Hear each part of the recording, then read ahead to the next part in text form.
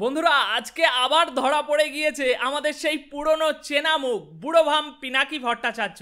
এই সস্তার পলিটিশিয়ান প্রতিবারের মতো আজও চুরি করতে এসেছিল, কিন্তু এবার তার আর পালানোর সুযোগ হয়নি। হাতে নাতে একদম খাচাং করে ধরে ফেলেছি আজকে। বুড়োভাম পিনাকি ভট্টাচার্য বহুদিন ধরে তার যেই মিথ্যে আর বিকৃত তথ্য দিয়ে মানুষকে বিভ্রান্ত করে নিজের রাজনৈতিক উদ্দেশ্য হাসিল করে আসছে, যেই এত যুগ ধরে সে সবসময় এমন তথ্য পেশ করে যা সত্যের থেকে অনেক দূরে। সে যে কৌশলটি ব্যবহার করে তা হলো জনগণের সামনে সত্যকে বিকৃত করে এমনভাবে উপস্থাপন করা যেন সেটা দর্শকরা সেটা বিশ্বাস করেই নেয়। আর এভাবেই সে প্রতিবারই নিজের এজেন্ডাকে সফল করে এসেছে। পিনাকি ভট্টাচার্যের আসল কৌশলটা হলো খবরের ভিতরের সঠিক তথ্যগুলোকে বাইরে এনে নিজের সুবিধা মতো পরিবর্তন করা। প্রথমে সে এমন কিছু তথ্য পেশ করে যা মানুষের আবেগকে প্রভাবিত করে, তারপর সেই আবেগের সুযোগ নিয়ে তাদেরকে বোকা বানায়। তার ভাষা এমনভাবে সাজানো থাকে যেন সে একেবারে নির্দোষ সৎ, কিন্তু বাস্তবে সে একেবারে এক ধরনের মিথ্যে গল্প বানানোর ওস্তাদ। মানুষের বিশ্বাস নিয়ে খেলতে একদম মহারথী হাসিল করেছে।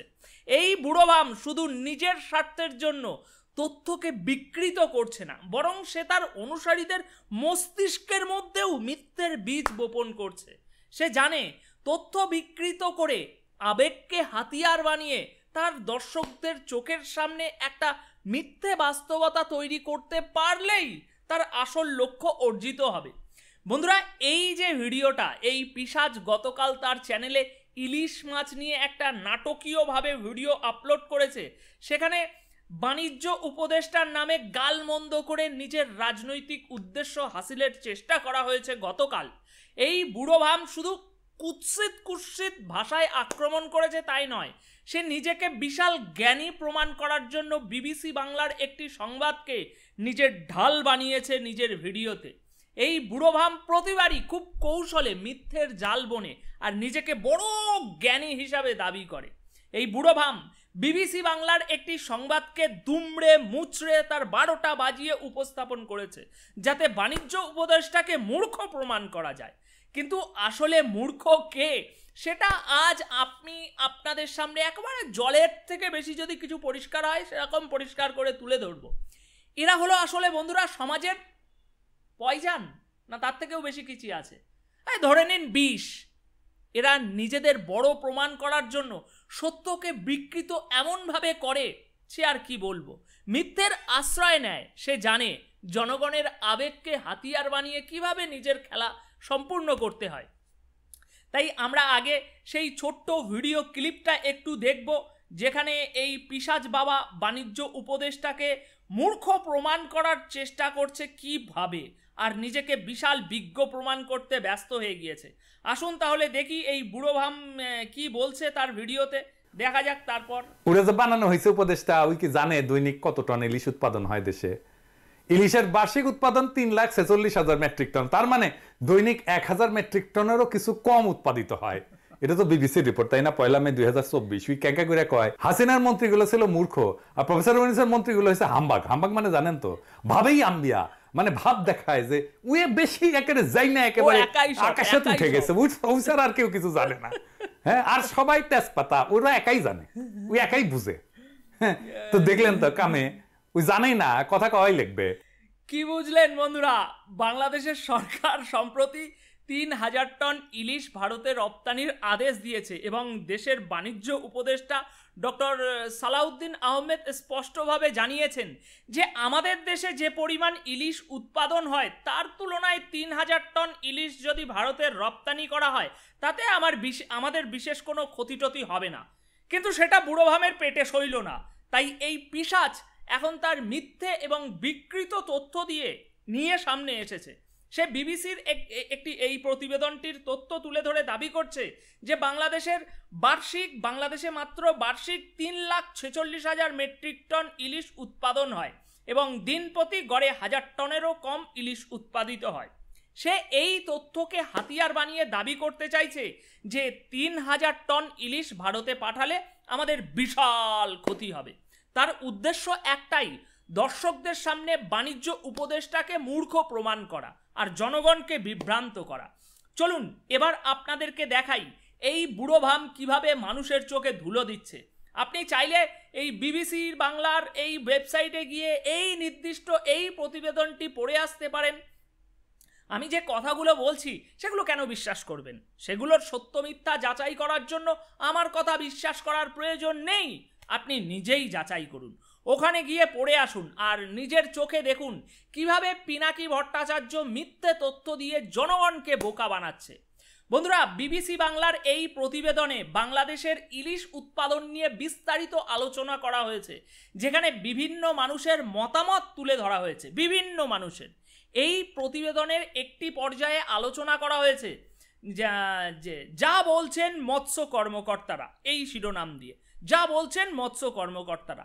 আর এখানেই ভালো করে শুনবেন এই জায়গায়, আর এই যে শিরোনামটা রয়েছে যা বলছেন মৎস্য কর্মকর্তারা, এখানেই ভোলার এক মৎস্য কর্মকর্তা নাম বিশ্বজিৎ কুমার দে, ইনি বিবিসি বাংলাকে বলছেন যে দেশে ইলিশ মাছের বার্ষিক উৎপাদন প্রায় 3,46,000 মেট্রিক টন।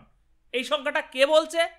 ভোলার এক মৎস্য কর্মকর্তা বিবিসি বাংলাকে বলছে বার্ষিক উৎপাদন 3,46,000 মেট্রিক টন। আর এখানেই বুড়ো ভামের কৌশল শুরু হয়। এই পিশাচ প্রতিবেদনের ঠিক এই অংশটুকু তুলে ধরে দর্শকদের বিভ্রান্ত করতে চেয়েছে, যেন এই তথ্যটাই পুরো সত্য। কিন্তু বন্ধুরা, আসল সত্যটা কি? এই মৎস্য কর্মকর্তার যে বক্তব্য তার ঠিক নিচেই আরও একজন বিশেষজ্ঞের মতামত রয়েছে, সেটা এবার শুনুন। জেলেদের ইলিশ মাছ কম পাওয়ার এমন অভিযোগ নাকচ করে দিয়েছেন ইলিশ গবেষক ও মৎস্য বিজ্ঞানী ডক্টর মোহাম্মদ আনিসুর রহমান। বাংলাদেশ মৎস্য গবেষণা ইনস্টিটিউটের পরিচালক ও চাঁদপুরে ইলিশ গবেষণা কেন্দ্রের প্রকল্পের পরিচালক হিসাবে কর্মরত ছিলেন তিনি। বিবিসি বাংলাকে মিস্টার রহমান বলছেন, প্রান্তিক পর্যায়ে জেলেদের এটা বরাবরের অভিযোগ, সামগ্রিকভাবে কিন্তু ইলিশের উৎপাদন বেড়েছে। অভিযোগ সত্য হলে বাস্তবে ইলিশের মোট উৎপাদন বাড়ত না। প্রত্যেকবারই জেলেরা বলে উৎপাদন কম, তাহলে তো বাজারেও কম থাকতো ইলিশ। মিস্টার রহমান আরও বলেন, এবছর ইলিশের উৎপাদন 6.25 লক্ষ মেট্রিক টনে পৌঁছাবে বলে আমরা আশা করছি, কারণ এবছরে যে পরিমাণ প্রোটেকশন তারা পেয়েছে, মানে মাছ পেয়েছে, সে কারণে কাঙ্ক্ষিত উৎপাদন ভালো হবে। তাহলে এবার বলুন, বুঝলেন কি কিছু? এই পিশাচ এতদিন ধরে কিভাবে আপনাদের মাথায় কাঁঠাল ভেঙে খাচ্ছে? একজন মৎস্য কর্মকর্তা কি বলেছে সেই তথ্যটা সারা দুনিয়ার সামনে বলছে, সেই তথ্যটা সারা দুনিয়ার মানুষকে শোনাচ্ছে।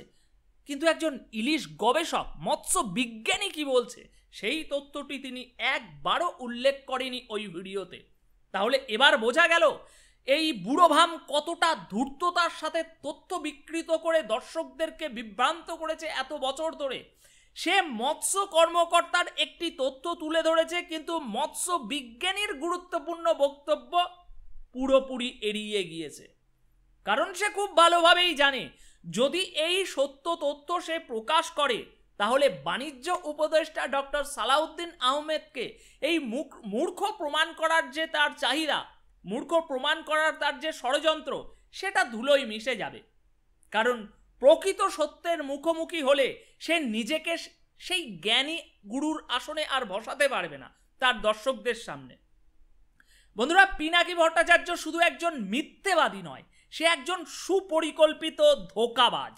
সে একজন মৎস্য কর্মকর্তার কথাকে হাতিয়ার বানিয়ে সারা দেশকে বোকা বানানোর চেষ্টা করছে যে বাংলাদেশে ইলিশ মাছের বার্ষিক উৎপাদন মাত্র 3,46,000 মেট্রিক টন, অথচ বাস্তবতা সম্পূর্ণ ভিন্ন। আমাদের দেশে এখন ইলিশ মাছের বার্ষিক উৎপাদন প্রায় 6 লক্ষ মেট্রিক টন ছুঁই করছে। আর এই তথ্য কোনো কাল্পনিক নয়। দৈনিক ইত্তেফাক রিপোর্ট অনুযায়ী এখন বার্ষিক উৎপাদন দাঁড়িয়েছে 5,71,000 মেট্রিক টনে। বিবিসি বাংলাও বলছে একই কথা, বার্ষিক উৎপাদন 5,71,000 মেট্রিক টনে দাঁড়িয়েছে। ঢাকা পোস্ট জানাচ্ছে বাংলাদেশের জেলেরা বছরে প্রায় 6 লক্ষ টন ইলিশ ধরে এখন। যুগান্তরেও এই একই তথ্য জানাচ্ছে উৎপাদন দাঁড়িয়েছে 5,71,000 মেট্রিক টনে। এমনকি বিবিসি বাংলার আরেকটি রিপোর্টে বলছে এবছরে ইলিশের উৎপাদন প্রায় 6.25 লাখ মেট্রিক টন ছাড়িয়ে যাবে। সুতরাং এবার আপনারাই বিবেচনা করুন আর বলুন, এই চিটিংবাজ ডাক্তার বিভ্রান্তিকর তথ্য দিয়ে দেশের মানুষকে কিভাবে ধোঁকা দিচ্ছে। সে শুধু এক পাশের তথ্য তুলে ধরে, প্রকৃত সত্য আড়াল করে, নিজের রাজনৈতিক ফায়দা লোটার চেষ্টা করে। বাস্তবতার সঙ্গে তার কোনো সম্পর্ক নেই। সে চায় দেশের মানুষের মাথায় ভুল তথ্য ঢোকানো থাকুক এবং তাকে জ্ঞানী ভাবুক। নিজের চোখেই দেখুন সে আসলে কতটা ধোঁকাবাজ একটা ব্রাহ্মণ। বাণিজ্য উপদেষ্টা ডক্টর সালাউদ্দিন আহমেদকে নিয়ে কত ধরনের অপমানজনক কথা বলল, শুনলেন তো? মূর্খ, হাম্বাক, বোকা, কিচ্ছু জানে না উপদেষ্টা হয়ে বসেছে, এসব বলার মাধ্যমে সে তার দর্শকদের সামনে নিজেকে বিশাল জ্ঞানী হিসাবে প্রতিষ্ঠিত করলো এবং ভুয়া তথ্য ব্যবহার করে দেশের একজন সম্মানিত ব্যক্তিকে পদদলিত করল। আর এখানেই এই পিশাচের আসল মানসিকতার পরিচয় আমরা একদম সুস্পষ্ট দেখতে পাই। সে তার শয়তানি উদ্দেশ্য সফল করতে দেশের যে কোনো সম্মানিত ব্যক্তিদের আক্রমণ করতে কখনোই পিছু পা হয় না। তার এই আচরণ থেকেই বোঝা যায় সে মূলত একজন অহংকারী এবং আত্মসর্বস্ব ব্যক্তি, যে নিজের জ্ঞানকে অতিরিক্ত বড় করে দেখাতে চায়। তার ব্যবহৃত ভাষা এবং ভুয়ো তথ্য প্রমাণ করে যে সে জ্ঞানী নয়, বরং একজন ধোঁকাবাজ, যার মূল লক্ষ্য হলো সম্মানিত ব্যক্তিদের সম্মানহানি করা শুধু নিজের স্বার্থের জন্য। পিনাকির এই মানসিকতা হলো সংকীর্ণ, তার মধ্যে যেটা আছে সেটা খুবই সংকীর্ণ, আত্মকেন্দ্রিক এবং বিদ্বেষপূর্ণ। সে বারবার বোঝাতে চেয়েছে যে বাংলাদেশের রাজনীতিতে অন্য সবাই মূর্খ এবং সেই একমাত্র জ্ঞানী, অথচ বাস্তবে তার জ্ঞান সীমাবদ্ধ এবং তার মিথ্যের উপরে ভিত্তি করে গড়ে ওঠা চরিত্র খুবই দুর্বল। শুধু আঘাত মারার লোক এতদিন ছিল না। সত্যকে আড়াল করে অন্যকে ছোট করা তার একমাত্র কৌশল। সে একজন ধূর্ত, ক্ষমতালোভী এবং সংকীর্ণ মনা ব্যক্তি, যার কাছে সত্যের কোনো মূল্য নেই, 10 পয়সাও মূল্য নেই।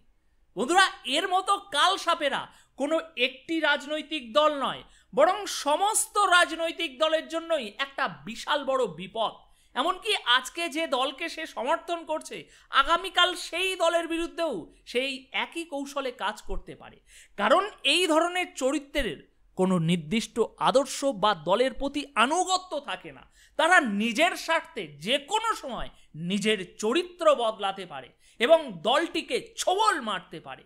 এই কারণেই পিনাকির মতো চরিত্র শুধুমাত্র একটি দলের নয়, পুরো দেশের রাজনৈতিক ভবিষ্যতের জন্য অত্যন্ত ক্ষতিকর। এই চরিত্রের মানুষেরা সবসময় অন্যের অর্জনকে হেয় করে দেখে এবং নিজেরা কোনো অবদান রাখার চেয়ে অন্যদের আঘাত করে নিজেকে বড় প্রমাণ করতে বেশি করে চেষ্টা করে। এই ধরনের মানুষেরা কোনো দল বা আদর্শের প্রতি অনুগত নয়, তারা কেবল নিজেদের স্বার্থে যে কোনো দল বা ব্যক্তিকে ব্যবহার করতে পারে। যেতে যেতে পিনাকি বাবুকে আজ একটা কথা জানিয়ে দিয়ে যেতে চাই। সে তার ভিডিওতে একটা কথা, একটা ডায়লগ বারবার বলে, জানেন তো, বাঘে ছুলে 18 ঘা, ঠোলাই ছুলে 36 ঘা, আর পিনাকি ছুলে জয় বাংলা। শুনে রাখো পিনাকি বাবু, ভালো করে শুনে রাখো, মন দিয়ে শুনে রাখো আজকে এই কথাটা। এটা অনুপ বিশ্বাস, জল ঢোড়াও নয়, বালি বোড়াও নয়, জাত গোখরো, এক ছবলে ছবি।